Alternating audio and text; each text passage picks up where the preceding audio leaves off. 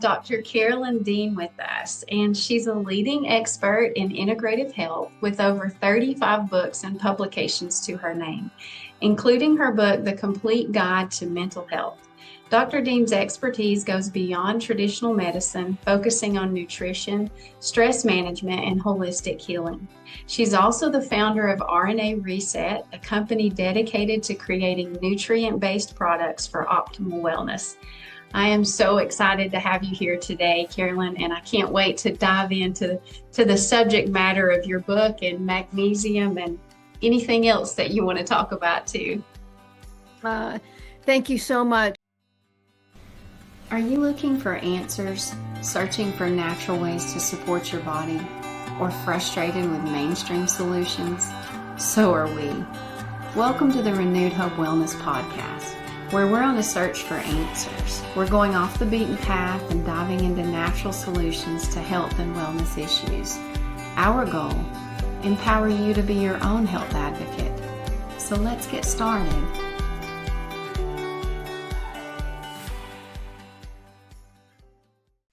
You know what struck me when I started realizing I wanted to put together a book about mental health? I thought, how are brain cells different from body cells? Mm-hmm. Why do we think the brain is so difficult to understand, and we can't crack the code on our brain, and all the history of mental problems we kind of shuffle away to the psychiatrists and the psychologists. How can that be if a cell is a cell is a cell? And then I looked at brain neurons, I looked at heart cells, and found out how many mitochondria are in each of these different cell types. Mitochondria make the energy of the body, make the energy of the cell. They're what makes us work and feel alive. Energy in ATP packages, adenosine triphosphate. And what I learned about magnesium is that you can't have an ATP without an Mg magnesium. Each molecule of ATP requires magnesium kind of to activate it, and also to work in the Krebs cycle and the glycolysis cycle that breaks down glucose. Mitochondria, eminently important, and they contain a lot of magnesium. So how many mitochondria are in each brain neuron? How many mitochondria are in the heart cells? I used to think the heart had the most magnesium. In each heart cell, there are 5,000 mitochondria. In each neuron in the brain, 2 million mitochondria. 2 million. Which means perspective. Yeah. I mean, let's take out the calculator. It's crazy. So what that means to me is that the brain's using a ton of energy, and if it doesn't have magnesium to make that ATP work, then it's just going to be punked out. The person is going to be fatigued and kind of dopey and foggy, and all the symptoms, the apathy that we start to hear about when someone's mental health is declining. Could it be that a certain percentage of mental health problems are related to magnesium deficiency? So that's where I stand. And I've been talking about magnesium for decades when I found out that I was severely magnesium deficient, but with heart palpitations. And then I found out I couldn't take the ordinary magnesiums without getting the laxative effect. And then after my first magnesium book was published, I spent 10 years trying to find a manufacturer that would make non-laxative magnesium, because I needed so much magnesium, and even over 50 milligrams would give me the laxative effect. And then looking at the literature, writing the second book on magnesium, in this one, I have 68 different medical conditions that could truly be magnesium deficiency. So what I was realizing is people have magnesium deficiency, it's misdiagnosed, they're treated with drugs because they're not told to take magnesium or enough magnesium or the right magnesium that won't cause a laxative effect. So my whole modus operandi now is to try to educate people about magnesium, but also about the type of magnesium they need to take, which I eventually had to make myself because I couldn't get a mineral company to invest in looking for non-laxative magnesium. So if I'm saying there are 2 million mitochondria in our 86 trillion neurons, you need a lot of magnesium to keep your brain going. And I'll tell you now, usually I wait until the middle of an interview, but I'm 76 years old. Oh, And wow. I feel better now than I did in my 30s when before I knew I had magnesium deficiency.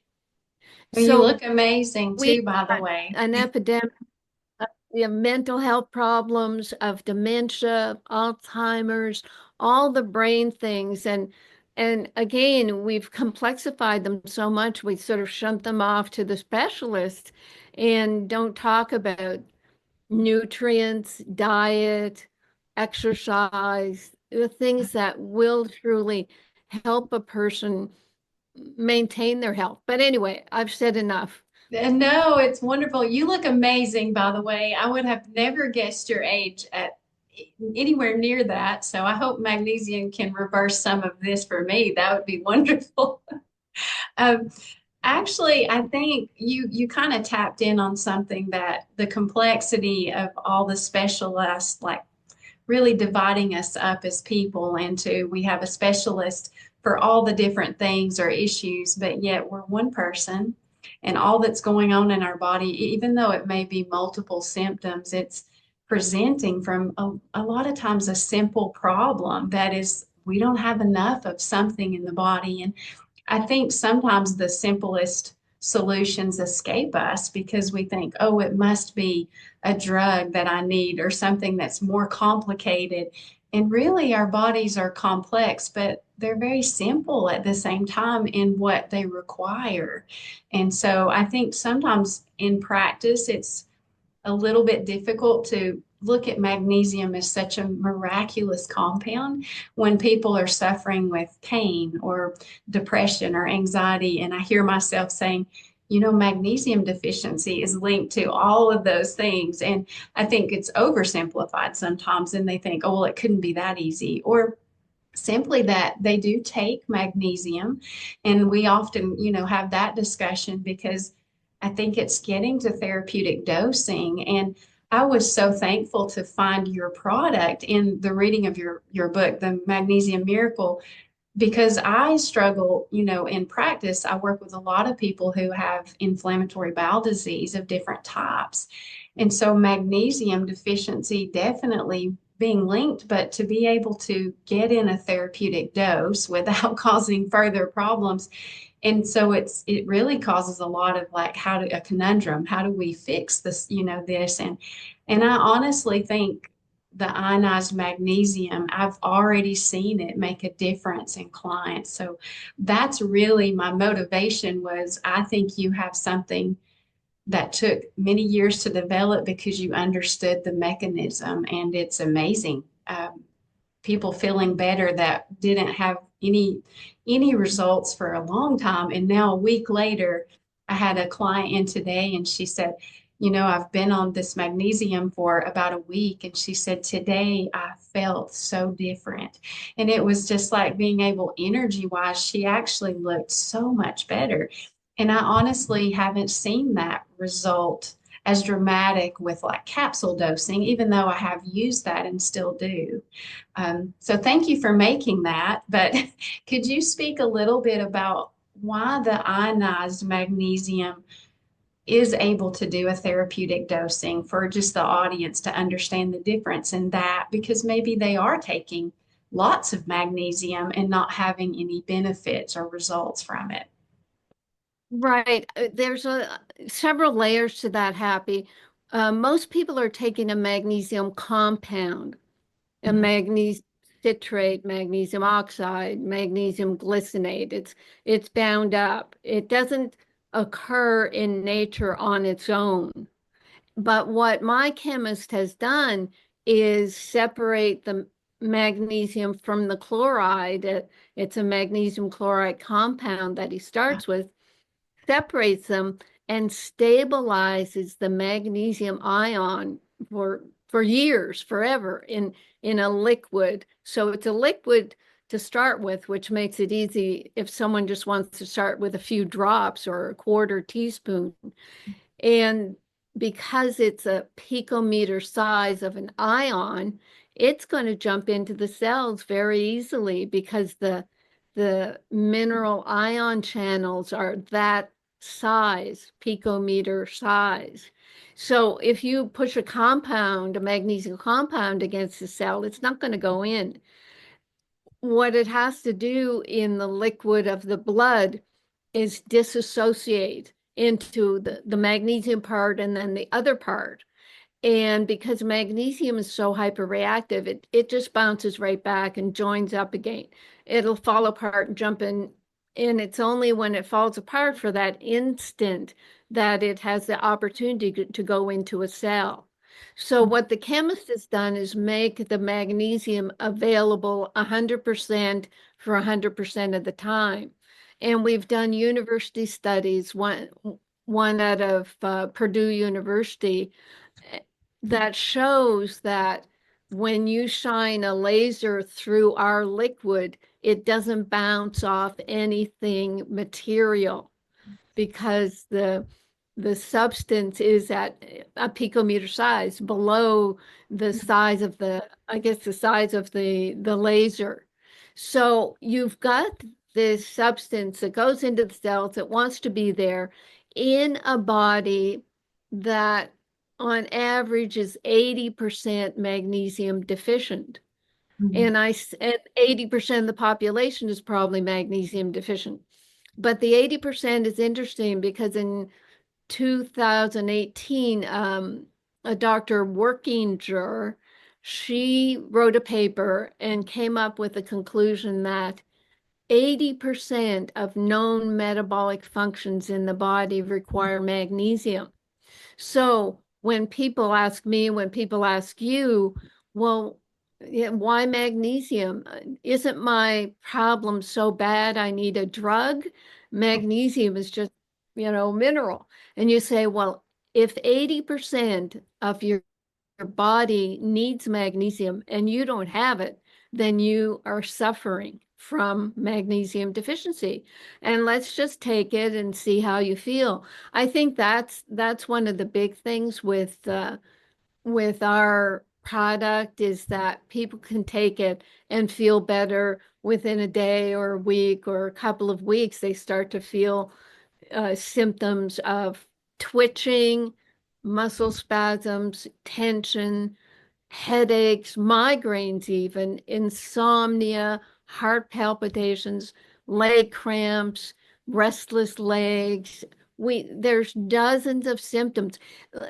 Think of it this way, Happy. There are 640 muscles in the body, and the muscles are under the influence of a calcium magnesium balance. The calcium is allowed to go into the muscle cell because magnesium opens the door. The calcium goes in, causes an action potential, and then the magnesium somehow pulls the calcium out and shuts the door. If there's not enough magnesium, calcium will just build up in the cell and cause tension and just cause the cell to be in sort of a trigger happy irritable state until it just sort of irritates itself to death, they say. Same with the nerves. There's 45 miles of nerves in the body, and nerve cells will take in some calcium, fire an action potential. Calcium comes out, and then magnesium relaxes the whole situation. So for all your nerves and all your muscles, if there are any symptoms in those categories, you look at magnesium first. And then you look at, I mean, even blood sugar. The magnesium helps the enzymes that make insulin do its job properly. If you get insulin resistance, it could be a magnesium deficiency. In the medical text, it says one of the signs of prediabetes and diabetes is low magnesium. And doctors don't look at that because when I went to med school, and even now in med school, they don't talk about nutrients. They go right to the drugs. When you look at well, 80% of known metabolic functions. So you look at enzymes that detoxify the body, they require magnesium. One of the big things in mental health can be that we have heavy metal toxicity or chemical toxins, and there are mineral receptor sites on cells, waiting for the minerals to come in or go out or do their enzyme cofactoring. And if you don't have the right amount of minerals, then those sites will be taken up by mercury or aluminum or toxic metals or substances. So I say if you've got enough magnesium and your other minerals, then the heavy metals don't have a place to land. And that's pretty important. But I mean, I don't know where I could find a study to show people that, except, they've done animal studies and they show some of these things. So you have to sort of translate that into what's happening in humans. Right. Wow. It makes you think too, with insulin resistance or so many of the things that you mentioned. I'm having issues because I've been talking all day at work. So sorry about that. But, I think for years we've really looked at the focus of hormones, like kind of almost that it's taken a place where it's like, oh, that's a hormone problem. And I very much agree with that. It's a big part of what I do. But what I've come to realize is that hormones do not run the body. Enzymes do, minerals do. And so I've learned that you can have the best hormone prescription and be magnesium deficient or any several other minerals, and those minerals are not signaling for the hormones to behave properly. And I think we've kind of entered into that in naturopathic care where we can almost match it one supplement for everything or a hormone replacement, where we kind of have to step outside of that and think you're one whole person and your body requires minerals to make all of those actions happen. And I think we've overlooked the elephant in the room, that maybe our hormone imbalances are there because we have mineral deficiencies. And if we correct those, we might not need the replacement therapy as much, or lower dosing that would make it more effective. What do you think about that? Yes, there's two ways I want to look at that. One is about the thyroid because that's the most common, almost epidemic hormone Right. deficiency disease, hypothyroidism. Well, come to find out, after I made my magnesium formula, I worked on a multiple mineral formula. And let me just say, Happy, I'm not mentioning the names of my products because the FDA doesn't want me to say that the name of my product and say that it can help people. So we're under the gun here. And this, I could say I so much appreciate you doing your podcast because we are getting information out there that the FDA doesn't want us to learn about. They don't want us to say that nutrients can help treat disease. They want us to say only drugs can. So with the thyroid, they wait, and allopathic medicine waits until the thyroid is so punked out that you need thyroid hormone replacement. And usually, well, it is synthetic from your allopathic doctor. We may find a naturopathic doctor that gives Armour thyroid or desiccated thyroid, but still it's replacement. So what I found out when I made my multiple mineral is 9 of the 12 minerals in my formula are necessary to make thyroid hormone.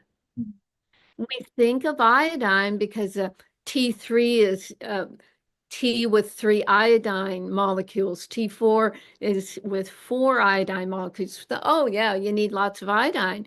But when you look at the metabolic pathways of how the hormones are made, you'll find, oh, it needs selenium there and copper there and boron there, manganese there, even molybdenum there. 9 mineral, magnesium, of course. So if we don't have those minerals, we don't have thyroid hormones. 6 weeks after I was trying my own new formula, my hands went warm and I was even more hyperactive than usual. And I just got off my 60 milligrams of Armour thyroid because I have a family history of thyroid and freezing hands. So thyroid is so important for brain function, for metabolism. When the thyroid is hypo, you feel sluggish, you feel depressed. So it fits into the mental health guideline that I talk about. The other aspect of hormones and neurotransmitters, which some of them act like hormones, when allopathic medicine decided that, well, the brain has a biochemistry that we can drug. Let's do that. So they find out that serotonin is the feel-good neurotransmitter, and let's just figure out how to make the brain and the body have more serotonin. So it created the SSRIs, the Prozac type drugs. And what they do is they stop serotonin from being broken down. It's supposed to go through a cycle. You have a hit of serotonin. And let me just sidebar into that. For me, my serotonin is smiling at someone on my beach walk every morning or giving someone a hug. That's how I get my hit of serotonin. I don't need a drug. But with the serotonin reuptake inhibitors, they inhibit the reuptake of serotonin so that it builds and builds and builds and is supposed to make you happy. But often it gives you a lot of side effects. You can become kind of addicted to it. You can get a serotonin syndrome where you're kind of manic. And what I really don't like about the SSRIs, selective serotonin reuptake inhibitors, is most of them are made with fluoride. Fluoride molecules are in these drugs to make them more easy to cross the fatty membrane of our cells. So this fluoride is a poison, and the big pharma will say, well, we've experimented with these pills and we put them in a petri dish and they don't break down, so the fluoride stays there. And that's kind of crapola because in the body we break down these drugs. The microbiome in the intestines breaks down drugs. The liver will break down drugs. So it releases fluoride into the body. What does fluoride do? It binds up with magnesium. It makes a brittle substance called cellate, and the cellate deposits in tendons and joints, muscles and ligaments. And when it deposits in tendons, there's a black box warning in a fluoride drug that says it can cause tendon rupture. So nobody has put this together. I get, because I come from the magnesium end of things, and then I I've always studied what fluoride is doing. I see this happening. The drug with the black box warning is ciprofloxacin, a well-known antibiotic, and we see athletes who will, get a mild cold and then be prescribed Cipro, and not necessarily on the first dose or even the first week of it. Maybe in future times, there's this escalation of fluoride in the body, and then they get the tendon rupture. So we've got these very unsafe drugs that we're using to manipulate our serotonin. Well, what helps make serotonin? What helps balance it out? Magnesium. What about dopamine? Oh, magnesium is necessary there. What about oxytocin? Oh, yes, there too.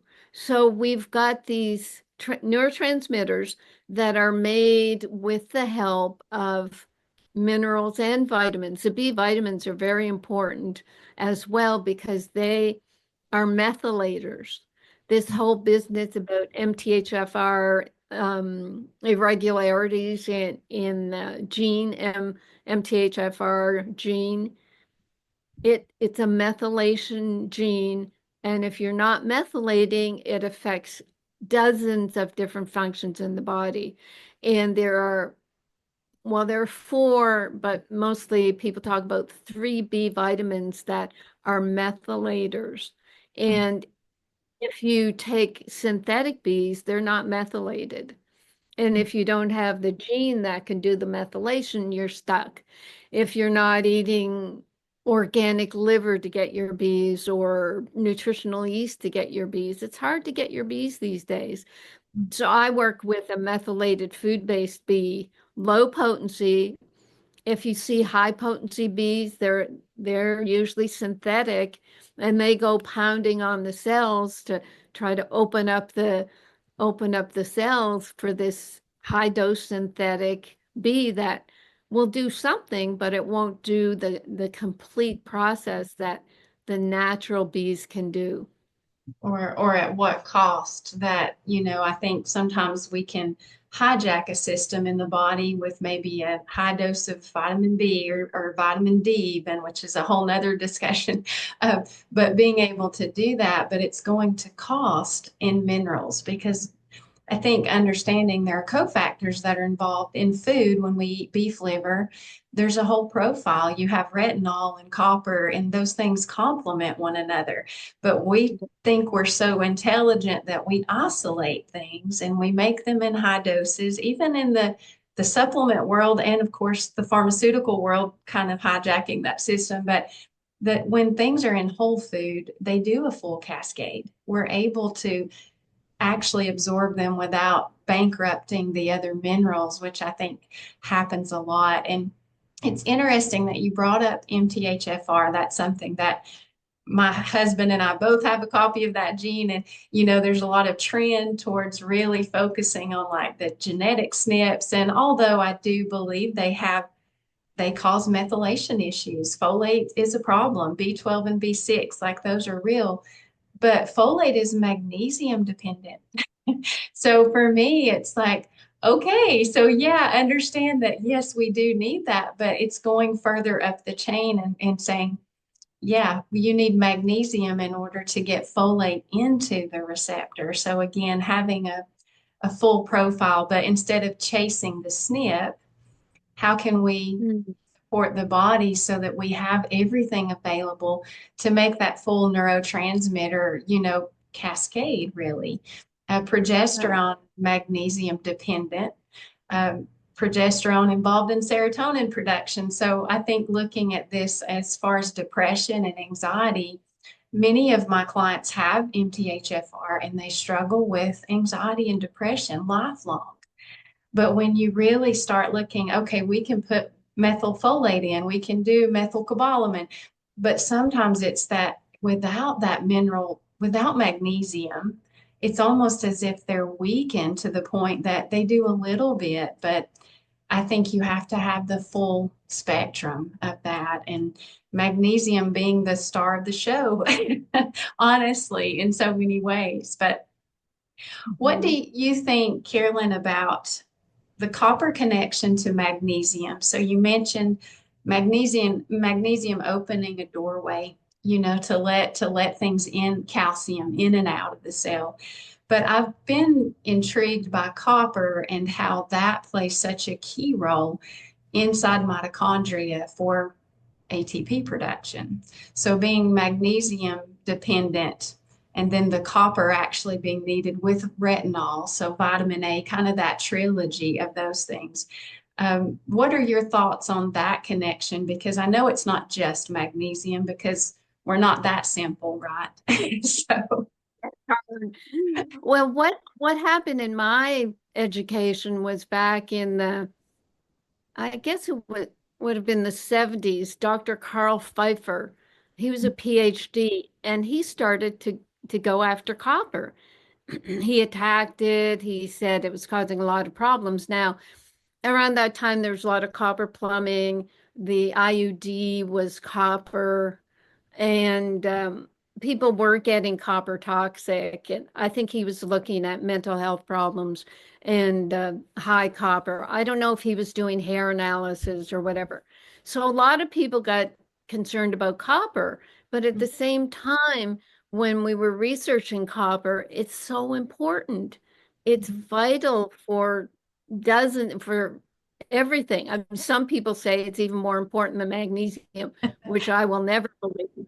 But as people went through this copper, they instilled their own copper deficiency diet, and they still had symptoms. So what I look at is the way copper is transported is on ceruloplasm.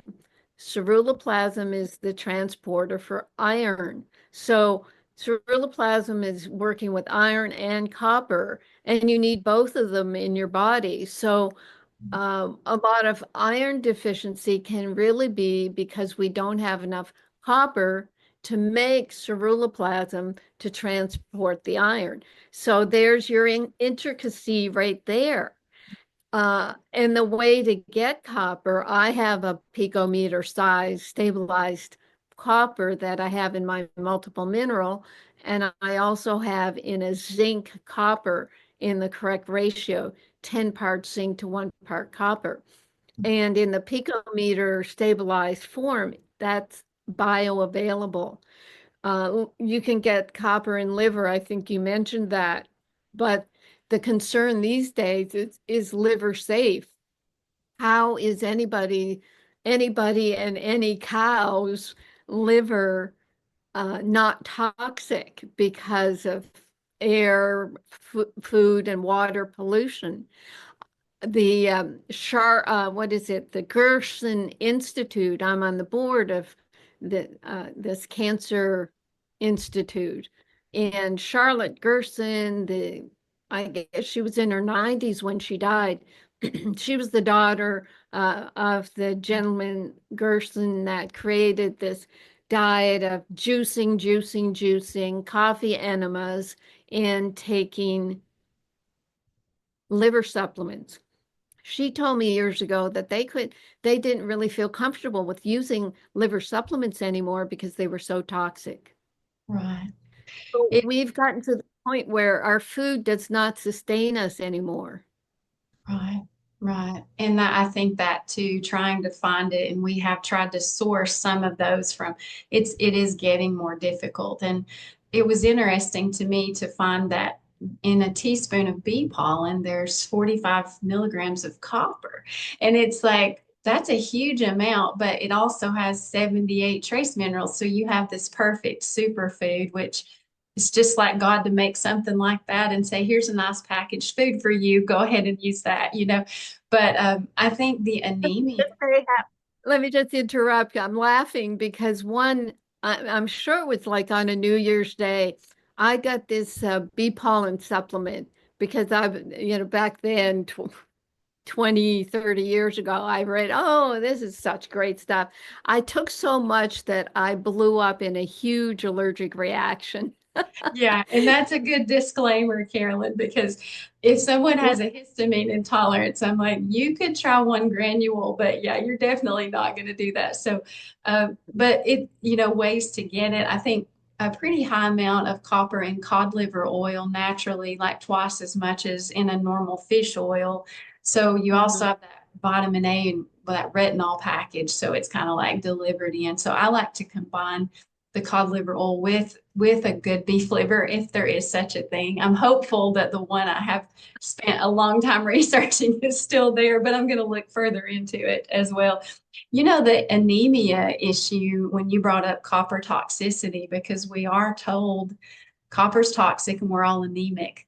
But when you think about iron, when I look at iron panels for our clients, I'm like, actually, and anemia means no anemia, no iron. And that's not what I Yeah. see at all. In a full iron panel, it's stuck iron. It's iron that's immobilized because there isn't any magnesium or copper or retinol that is readily available. And so I think, they treated the PubMed studies in the 1920s showed treating severe anemia with cod liver oil. And I Uh, think it was just that they had that vitamin A coming in and copper, and it was amazing because there was movement of that iron. Because although it's very important, I think our food supply, we've been having shaved metal added to our food since 1941. And then they doubled it in 1951 and fortified our foods. And I think we're drowning in iron. And our body, even if we bring the minerals in, it's really difficult to move that much iron because we don't really need but 4,000 milligrams for a woman and 5,000 for a man. So we've got all of this, accumulation. And I think that it does add to the fact that magnesium becomes deficient, especially if you take iron supplements, because you're trying to put in a big load of iron because you're anemic. And then that required a tremendous amount of magnesium because the body doesn't stop the process just because we isolated something. So, um, just trying to look at it differently of there are these signaling, but very different to have iron in the blood and iron in the tissue, which I think is very linked to the pain and the depression and the anxiety is that accumulation. But what do you think about that? yes, well, iron has a uptake, a reuptake pattern that's locked in. That means you don't lose iron. You're going to keep recycling your iron. Right. A- And and like you say, with the way it's iron is over fortified in foods, et cetera, we can build up too much iron. And one of the theories about women being healthier than men before menopause is we lose a certain amount of iron every month with our menses. And then when we stop doing that, and we're also detoxifying through our menses. And when our menstrual cycle stops, women supposedly start getting as unhealthy as men. So it does take care of itself, but like you say, you have to have copper and the vitamin A. But what I worry about with the liver oils, cod liver oils, etc., is the plankton, the small fish, the whatever these fish are eating, and then we harvest their livers. Their livers are toxic too. And what happens in the fish liver industry is the liver has to be processed by even chemicals and gases and different different preparations that take out the heavy metals and the toxicity. You cannot test a body of water anywhere in the world now and not find heavy metals and chemicals and drugs. Yeah. So we've contaminated everything. And so what do we do there? With water filtration, even distillation, maybe. I don't believe in distillation. I do water filter, but I add sea salt to my water Yeah. and a quarter teaspoon in each liter of water I drink. And I drink half my body weight in ounces. Mhm. So 110 pounds, I'm drinking 55 ounces of water a day. In each liter, I put a quarter teaspoon of salt. And then the other thing about food and diet and trying to be clean, getting away from ultra processed foods. I have a farm here in Maui as well because I knew food is so important.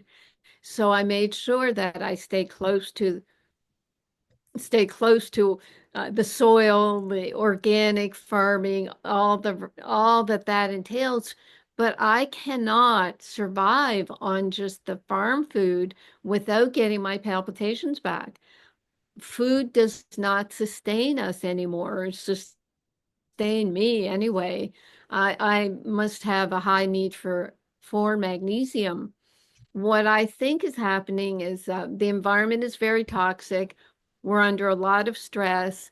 If we're watching the news or on social media, we're getting so many hits of our adrenaline and our dopamine and serotonin and all that up and down, up and down. We're overusing our vitamin and mineral cofactors, which then leave a depletion when the body is trying to do a biochemical process.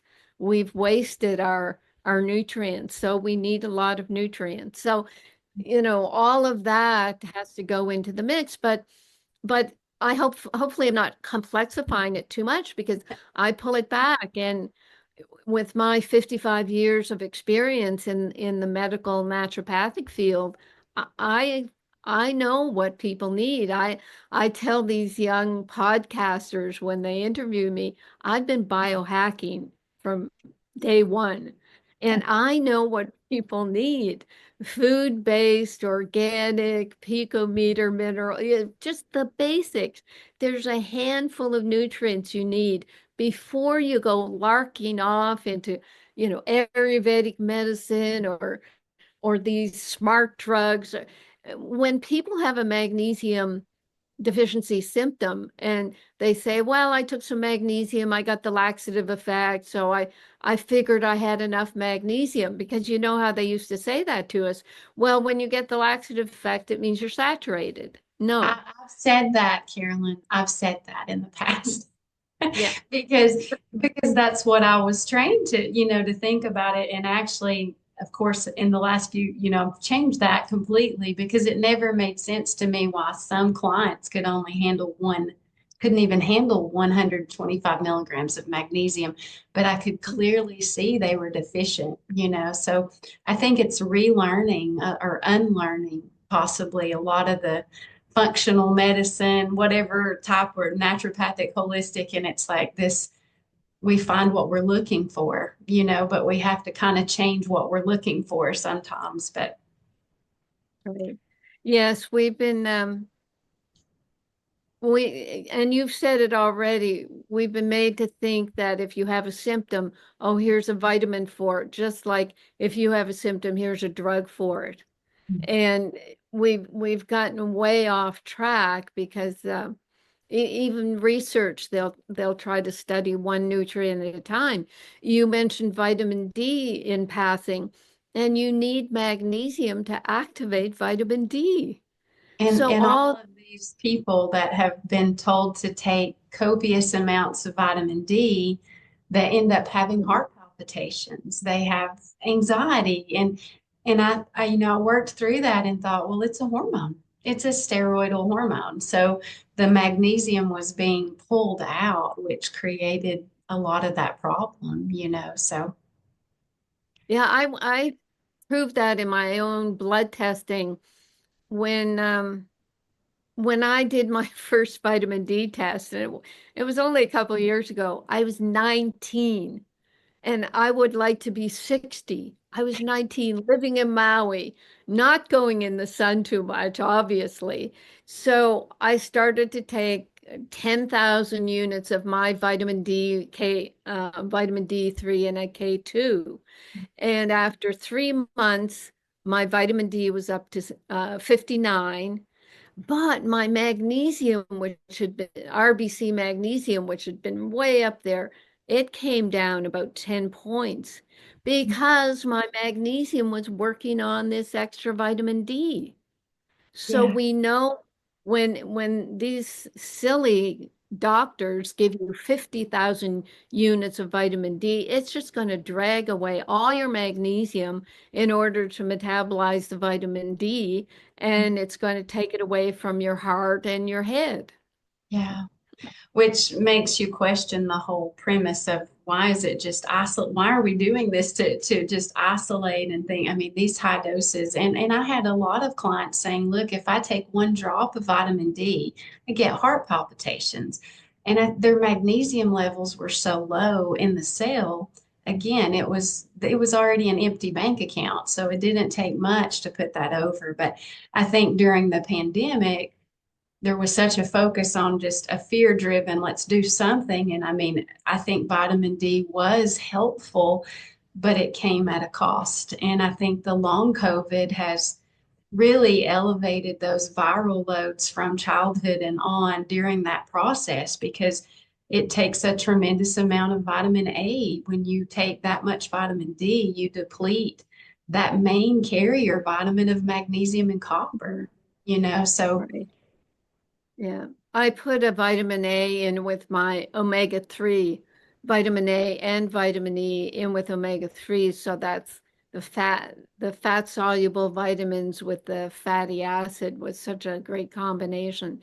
yeah. Yes, you need all these basics that in single studies they'll prove themselves. But if we could only put aside funding to take a set of formulas like mine and a group of people and then follow them. And I I keep threatening to do a survey of my customer base because I know we didn't have the COVID infections that a lot of people did. We Mm, don't see the C word disease. We have people who get off medications, all the things that the FDA doesn't want us to do.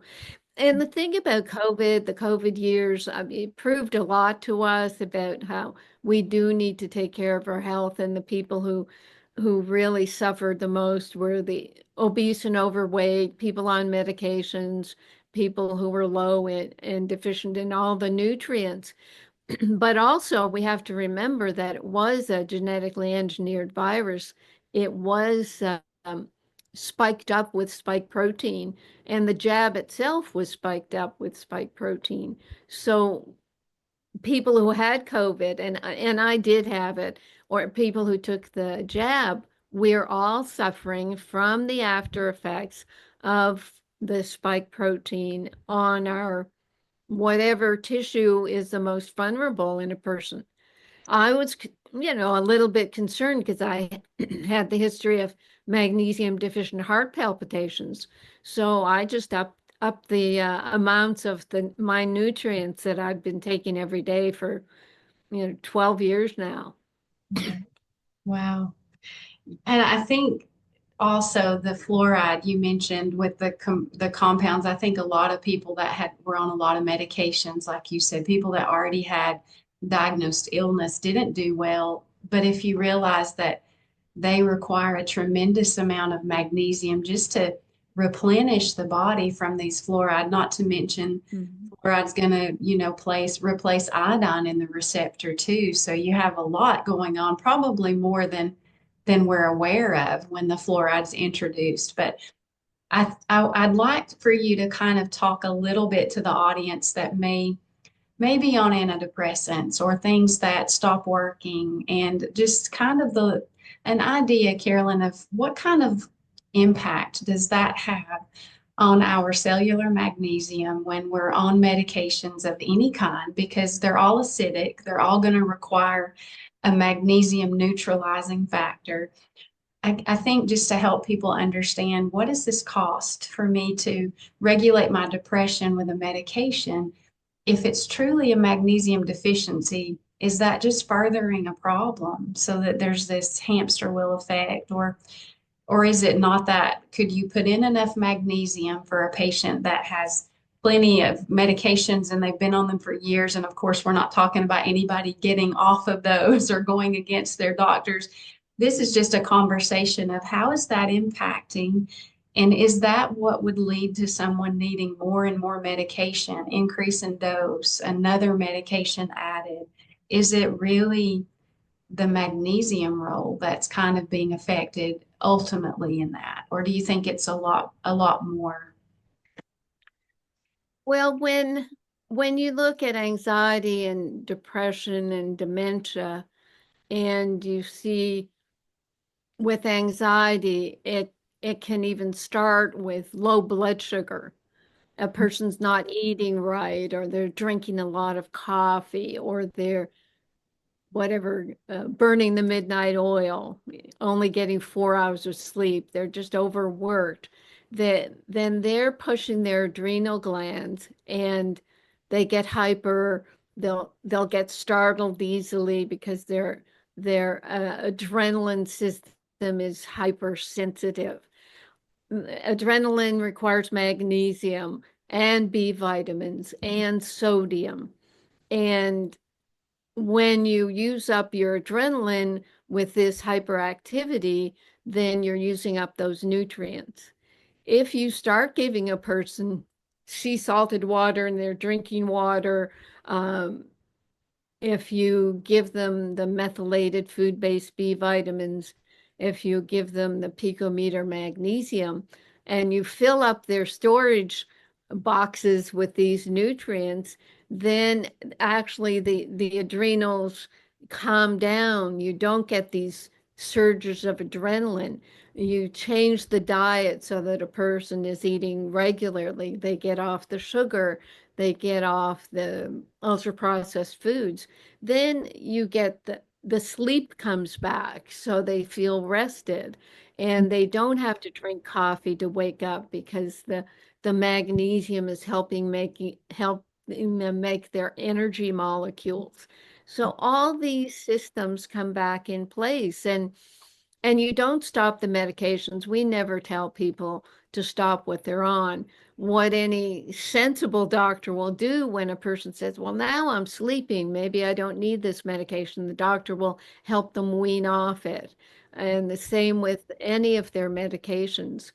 So that's the approach I take is there's this underlying stress or grief or trauma or something that gets the mind all upset. Unresolved conflict is what we call it, and sometimes that can place itself into the body as a physical symptom. And if people can understand their conflicts, talk through their conflicts, not necessarily even going to a psychologist or psychiatrist, because sometimes you're just repeating the same grief, you're reinforcing it almost, but you're trying to resolve why why a person is upset, because a person can be upset in their adult life about something happened when they were a child. And if they're told, well, what would the adult tell the child now about that episode? And the person will say, well, I tell them that was so simple. It was just a misunderstanding. And okay, we'll incorporate that knowledge into the child. Sometimes something as simple as that, conflict resolution, and people will stop the what we call the gramophone thoughts of a conflict. Gramophone, we have to explain that's an old because nobody knows what a gramophone is anymore. But I'm kind of simplifying it, but that I think about 80% of people can be helped just with the simple diet, lifestyle, and basic nutrients. And is that in your book, Carolyn, the book that you have right now, which is fairly new? You and I talked about that just a moment ago. That one, and then also the one for the Complete Guide to Mental Health. Exactly. Yes. So is that where listeners would find kind of your more complex layout of this is how you incorporate these things, or is in explaining the need and the research to back it up? Yes, that would all be in the PDF or Kindle book. We don't have a paper copy of the Guide to Mental Health. I stopped, killing trees. But also we have a very robust customer service department where people can call up and tell their story and then not get medical advice, but get advice on what nutrients they could slowly start to take to be able to build up their nutritional reserve. Wow. Well, I'm excited to read that book because I again had learned about you and your product on the first book. So, and I actually want to get the second one as well, but just for listeners to know that there's a more detailed explanation and kind of a background about why this would help so much. I know we're going to need to close up shortly, Carolyn, because you and I both have other things going on, right?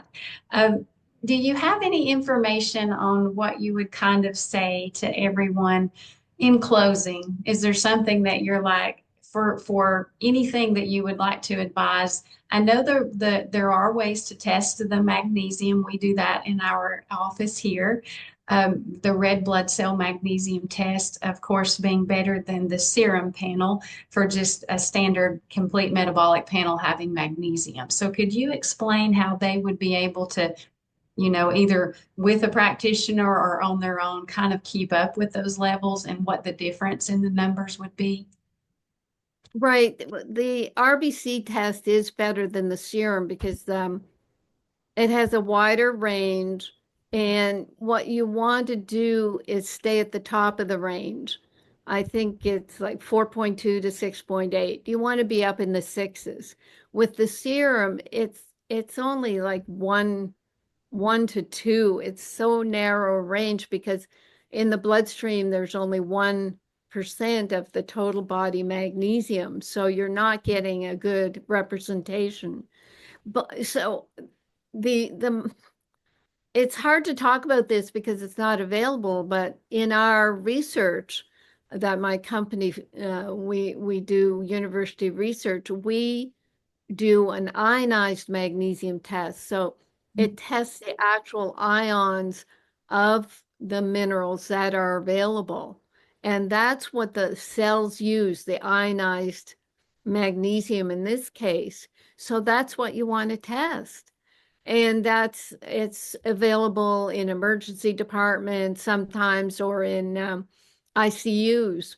And we hope that it'll become more universally available because then we'll find out how many people are suffering magnesium deficiency. So you can get the blood test, be at the highest level, but maybe it's just as good to look at all the magnesium deficiency symptoms and see where you fall. Actually, on my website, I have a magnesium deficiency quiz, and you can answer what how your symptoms range. It may be graded like 1 to 10, Okay. and that can give you an idea. Oh, I think I'm deficient. Maybe I should try some magnesium. And if you have, everybody has magnesium. Everybody has, oh, I have magnesium that's in your cupboard. You haven't been taking it. If it's a powder, put it in water and drink it through the day. Even if it's a capsule, open it up, put it in your water, drink it through the day. Because if you take a sort of large dose of magnesium all at once, you could get the laxative effect. And then, of course, when you run out of that, you can look at my liquid magnesium and try that because it is basically non-laxative. And the other thing that I usually end with is trying to bring appreciation into your life. We have so much to to be thankful for. We are all blessed to be living, most of us, with friends and family and acquaintances that we can smile at and get a serotonin hit when they smile back. So practice, what I tell people, practice gathering smiles so that you can feel uplifted and feel that it's worthwhile to be alive and to take care of your own health. I mean, it's kind of vapid and blasé, but it means so much when you can get people to smile and be happy. Yeah. That was perfect. That was perfect. I was actually, my daughter was doing some research for me in our office this week, and she came out and said, "Mom, did you know that a grateful thought actually changes brain cell activity?" And so just seeing that, I mean, we know because we feel the results of it, but it was just so interesting to look at that research and actually monitor a cell and see that it was impacted by gratefulness, you know. And I think that's, if we can change our mind, then most of the time we can change our health, you know. That's how it needs to happen that way. But do you have, and I know I said in closing, Carolyn, but I don't know when I hope I'll get to interview you again. Maybe we'll dive in a little deeper on I wanted to talk about glyphosate and how that depletes magnesium and about 1,000 other things that are on my list. So we'll have another conversation if your schedule allows it, hopefully. Do Oh, you yeah. a client that or a patient that you've treated that or any success with people where they had a pretty remarkable healing from their depression and anxiety with just minerals being brought in? I have, yes. I think about one gentleman, he had depersonalization. He would kind of slip out of his body when things would get too stressful. And then he started to go through anxiety.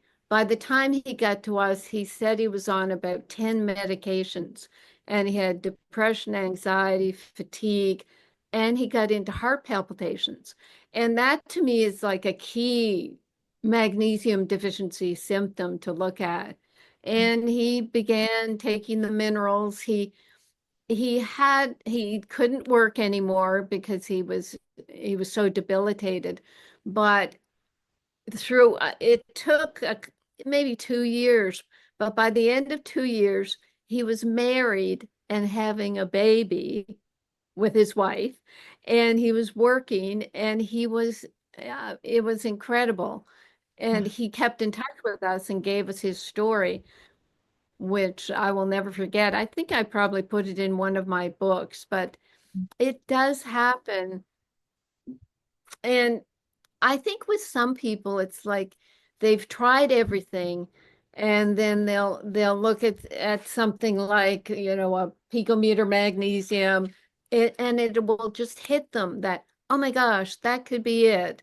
And then they do their due diligence about checking it out, taking it slowly, maybe telling their doctors, staying on their medication while they're taking the minerals, and slow, sometimes quickly, but eventually so many people get better. It's just so rewarding to us at customer service hearing all these amazing stories. We've got a 90-year-old insurance salesman, Newman, who just loves what we do. And he's the talk of the town. Everybody he won't quit. His insurance company they don't want to get rid of him because he's their best salesman. He's their best example. It's so incredible. He wants us to do an over 90 club of customers. Well, maybe that size will grow, but it might be a little small initially. I actually had a client today who's 97. She was so precious and looked at her magnesium level from a year ago, and it was flagged very, very dangerously low on the serum. And so as I sat there and explained magnesium, and she said, "Do you mean that little bottle could actually make me care that I have things to do and get up and do?" And I said, I'm very hopeful that it will. And she just sat really listening because it made so much sense to her that something powers our cells. And when it's missing, we're on empty. And she said, "I feel like I'm on empty." And I used the gas tank illustration. And she said, "That's me. I'm on empty." But I thought, even for someone in their 90s, the cell Oh, can still make energy if it has what it needs, so. exactly. Very good. Well, our listeners can become members on your site at www.drcarolyndean.com, and you'll be able to access from there the full book and exclusive content. And then you can also subscribe, and everyone can share this information around. And we're going to provide all of the links at the bottom of the podcast. So if anyone has any questions, you'll be able to reach out to her. Dr. Dean also has an Instagram and a YouTube, so plenty of opportunity to connect there. And hopefully we will have part 2 of this at some point in the future, Carolyn, and I hope you have a wonderful evening, and thank you so much. Oh, thank you, Happy. Great speaking with you and sharing all these insights that people really want to know about to keep their cells healthy. Absolutely. Thank you.